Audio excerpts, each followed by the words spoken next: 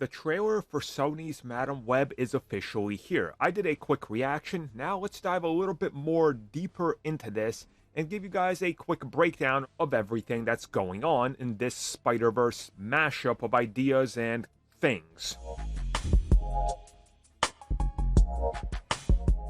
So the Madam Web trailer clearly places us in a world without Spider-Man, which we'll get to in a minute.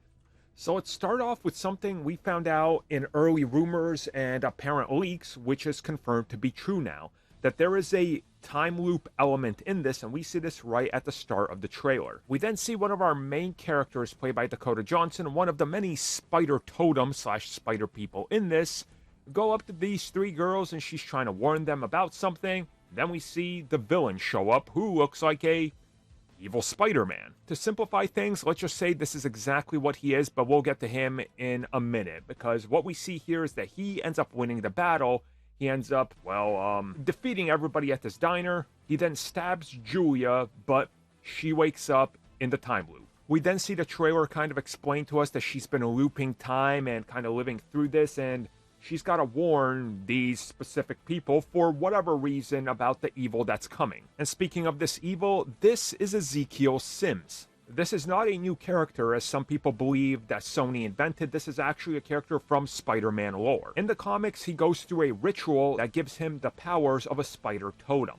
Once he was granted these powers that are very similar to Spider-Man, he sets out on a mission. Kind of like fame and fortune, it doesn't suit him well, because there are people higher up on the totem pole, this being Moreland, who I don't think plays a role in this, so we're not going to cover him. In the comics, he does end up being a good guy, kind of warning Peter and being intertwined with Silk and all the spider people we've seen recently in the comics, and he definitely has a presence there. From what it looks like here, he's essentially trying to rewrite history and prevent something major from happening. Now, since this one-to-one matches up with the trailer reports and all the leaks, what he's trying to prevent is the birth of this guy's nephew.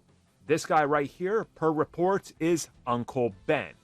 And what we are seeing is that he's caught up in the crossfire and the crosshairs of Ezekiel, along with these other to-be spider people, as they battle for the future of the Spider-Verse, because there cannot be dead Spider-Man across the Spider-Verse, because that will disrupt space and time and, well, that universe. So our heroes here will have to step up, embrace their destiny, and prevent him from ruining the future, which is set in stone in this universe. We then get a little flashback here explaining to us about Julia's mom, essentially how she worked with him, and they were working deep in the jungles studying spiders, and we see it all here. So my guess is he's going to discover what exactly he needs to become a spider totem, and this obviously gives him his powers and starts pulling him in the villainous direction. After this, we get a barrage of a bunch of quick scenes focusing on the different spider people and action, and we get a pretty decent look at all of them, including Sydney Sweeney suited up, which her suit probably looks the best to me, even though we just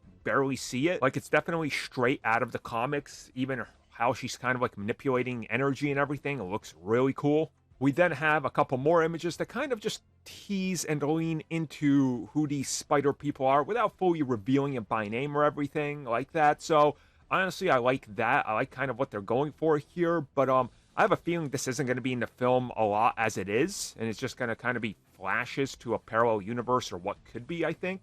Whatever the case is, though, you definitely get the sense that those reports about this being a female-style Terminator film, with Ezekiel sort of being the stand-in for the Terminator, aka Arnold, going after them. They're trying to protect the unborn baby, aka unborn Peter Parker.